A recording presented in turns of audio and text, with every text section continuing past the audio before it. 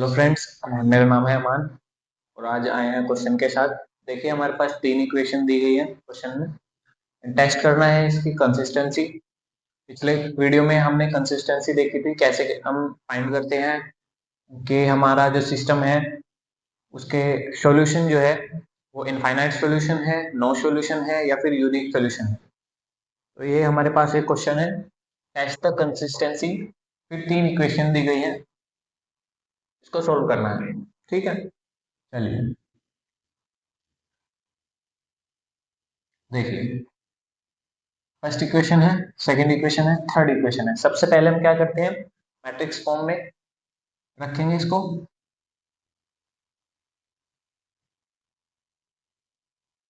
Matrix form, matrix form क्या होगी, जितने भी हमारे सिस्टम में इक्वेशंस हैं उनके जो वेरिएबल हैं यानी एक्स वाई जेड, उनके कोफिशिएंट की एक मैट्रिक्स बनाएंगे सबसे पहले। तो इक्वेशन वन में एक्स वाई जेड के कोफिशिएंट क्या है, 5 3 7, 5 3 7। इसी तरह सेकंड इक्वेशन में एक्स वाई जेड के कोफिशिएंट क्या है, 3 26 2। ऐसे ही थर्ड में क्या है, 7 2 ठीक है। फिर क्या करते हैं, हम मल्टीप्लाई करते हैं किससे, वेरिएबल से, एक्स वाई जेड। ठीक है।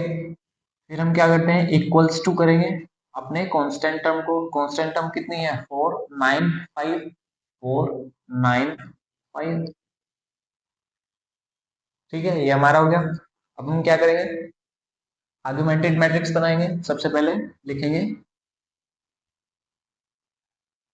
Augmented matrix. आर्गुमेंटेड मैट्रिक्स कैसे बनेगी, जो हमारी, सबसे पहले हम ये वाली मैट्रिक्स लिखेंगे। ए मैट्रिक्स क्या है हमारी, 5 3 7 3 26 2 7 2 10। फिर लगाएंगे रेशो। फिर हम लिखेंगे अपनी बी मैट्रिक्स क्या है, 4 9 5। इसको हम कह सकते हैं सी। ठीक है, तो सी इक्वल्स टू आर्गुमेंटेड मैट्रिक्स हमने बना ली। अब देखिए, इसका डायगोनल क्या है, 5 26 10, ये हमारा डायगोनल हो गया। डायगोनल का फर्स्ट एलिमेंट 5 है, तो सबसे पहले इसको 1 बनाएंगे। तो 1 कैसे बनेगा, देखिए, R1 में मैं 1/5 से मल्टीप्लाई कर दूं तो यहाँ पे 1 आ जाएगा। ठीक है, देखिए यहाँ पे 1 आ गया। यहाँ पे कितना आएगा, 3/5। यहाँ पे 7/5 रेशो 4/5, ये आ गया। ये वाला ऐसे ही रहेगा, ये भी सेम। ठीक है, अब देखिए, अब ये हमारा 1 हो गया। अब इस 1 की हेल्प से नीचे के दो एलिमेंट्स को 0 बनाएंगे। देखिए डायगोनल हमारा ये है, डायगोनल के तीनों एलिमेंट 0 बनाने हैं नीचे के। तो हम 1 की हेल्प से 3 को 7 कैसे 0 बनाएंगे। रो 2 को मैं क्या लिख सकता हूँ, रो 2 -3 × रो 1, ये 0 हो जाएगा। और इसको कैसे लिख सकता हूँ मैं, रो 3 को, रो 3 -7 × रो 1, ये भी 0 हो जाएगा, ये भी 0 हो जाएगा। देखिए, रो 2 और रो 3 पे चेंज कर रहे हैं, रो 1 सेम रहेगा। 1 3/5 7/5 रेशो 4/5। अब देखिए, रो 2 कितना है यहाँ पे, 3, माइनस कर रहे हैं क्या, 3 × R1।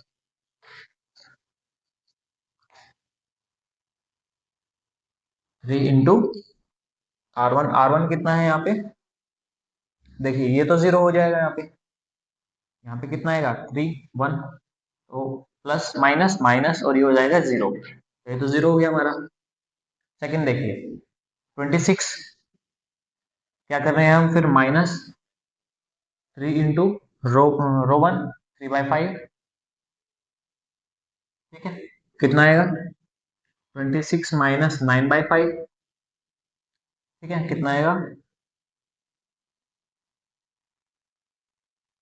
इतना आ गया। ठीक है, 121/5, 121/5। नेक्स्ट देखिए, नेक्स्ट एलिमेंट, नेक्स्ट है 2। 2 माइनस कितना कर रहे हैं हम, 3 × R1, R1 कितना है, 7/5। 2 माइनस 21/5 कितना आ गया 10 माइनस 21/5 मीन्स -11/5। तो यहाँ पे कितना आ गया -11/5 रेशो। फिर कितना है 9 माइनस कर रहे हैं 3 इंटू R1 आपकी बार R1 4/5 9 माइनस 12/5 ठीक है 45 माइनस 12/5 33/5 यहाँ पे कितना आ गया 33/5। देखिए रो 2 हमारा हो गया। अब देखिए रो 3 7 है माइनस कर रहे हैं कितना 7 मल्टीप्लाई बाय रो 1 कितना है 1 कितना आ गया 0 तो यहाँ पे 0। नेक्स्ट क्या है 2 2 माइनस 7 मल्टीप्लाई बाय कितना रो 1 3/5 ठीक है कितना है 2 माइनस 21/5 विच मीन्स 10 माइनस 21/5 यानी -11/5 तो -11/5। नेक्स्ट देखें नेक्स्ट क्या है 10 माइनस 7 मल्टीप्लाई बाय रो 1 कितना है रो 1 7/5 10 माइनस 49/5 यानी 50 माइनस 49/5 1/5 यहाँ पे कितना आ गया 1/5 ठीक है।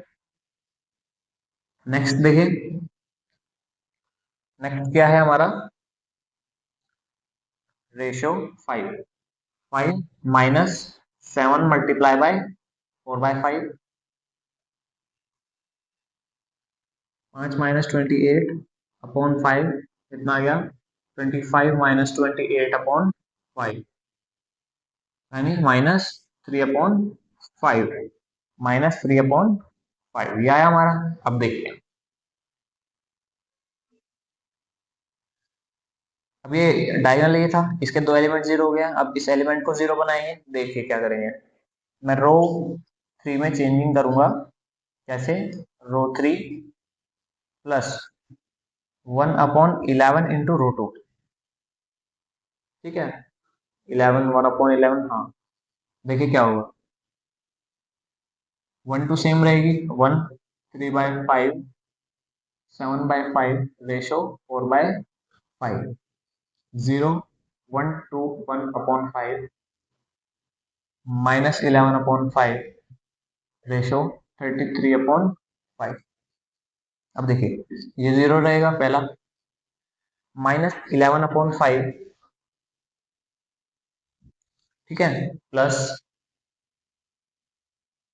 1/11 मल्टीप्लाई बाय रो 2 कितना है यहाँ पे 121/5 ये कैंसिल आउट हो गया कितना है 11 कितना आ गया -11/5 और प्लस 11/5 इक्वल्स 0 तो ये कितना आ गया 0। नेक्स्ट क्या है 1/5 1/5 प्लस 1/11 मल्टीप्लीकेशन बाय रो 2 यानी -11/5 ठीक है 1 आ गया तो 1/5 -1/5 इक्वल्स 0 तो ये भी 0। नेक्स्ट एलिमेंट देखें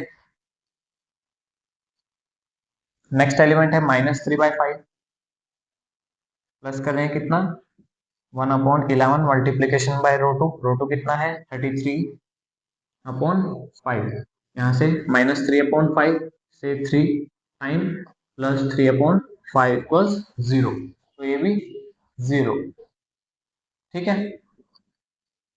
देखिए डायगोनल हमारा बन गया डायगोनल के नीचे के एलिमेंट हमने 0 बना दिए। अब देखेंगे इसकी रैंक यहां से यहां तक हमारा कितना है ये ए मैट्रिक्स थी और ये कंप्लीट क्या है सी ठीक है ना। तो रैंक ऑफ अगर मैं ए की बात करूं रैंक ऑफ ए कितनी आई है यानी कि सिर्फ इतनी की रैंक हमें बतानी है रैंक ऑफ ए। इसमें नंबर ऑफ नॉन जीरो रो कितने हैं ये 0 रो है तो 1 और 2 रो जो है हमारी वो नॉन जीरो रो है तो इसकी रैंक कितनी आएगी 2। और अगर बात करें रैंक ऑफ सी की,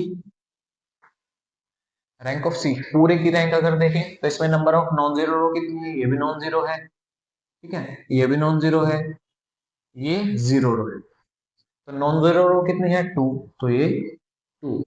अब यहाँ पे देखिए रैंक ऑफ ए इक्वल्स है रैंक ऑफ सी के, ठीक है, रैंक ऑफ ए इक्वल है रैंक ऑफ सी के, तो इसका क्या मतलब है, दिया गया सिस्टम कंसिस्टेंट होगा, ठीक है, ये क्या है कंसिस्टेंट है। चलिए ये तो हमें पता लग गया कि ये कंसिस्टेंट है, लेकिन इसका सॉल्यूशन किस टाइप का होगा, इनफाइनाइट सॉल्यूशन होगा या फिर यूनिक सॉल्यूशन होगा या नो सॉल्यूशन होगा, वो देखते हैं। रैंक ऑफ ए इक्वल आई है रैंक ऑफ सी के, जो कितनी है 2, ठीक है, एन क्या है नंबर ऑफ, अब हम देखेंगे कि हमारे सिस्टम में नंबर ऑफ अननोन कितने हैं, तो हमारे पास 3 अननोन है एक्स वाई और जेड, तो नंबर अननोन कितने हैं हमारे सिस्टम में 3, ठीक है।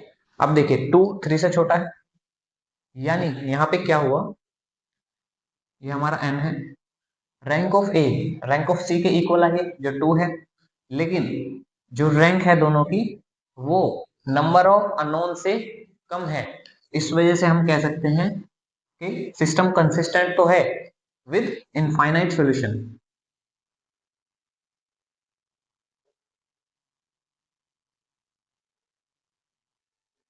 ठीक है, तो विद इनफाइनाइट सॉल्यूशन। तो ये था इसका आंसर, हमने कंसिस्टेंसी चेक कर लिया इसकी। देखिए क्वेश्चन में ये कहा था टेस्ट द कंसिस्टेंसी, 3 इक्वेशन दी, सबसे पहले क्या किया मैट्रिक्स फॉर्म में लगाए, फिर क्या किया आर्ग्यूमेंटेड मैट्रिक्स निकाली, आर्ग्यूमेंटेड मैट्रिक्स बनाई इसको, फिर हमने देखा इसका डायगोनल ये है, डायगोनल का फर्स्ट एलिमेंट 5 है, इसको 1 बनाया, ठीक है, 1/5 से मल्टीप्लाई करके इसको 1 बनाया, डायगोनल बन गया, 1 की हेल्प से 3 और 7 को 0 बनाया, ठीक है, फिर जब ये 0 बन गए हमने क्या किया -11/5 को 0 बनाया।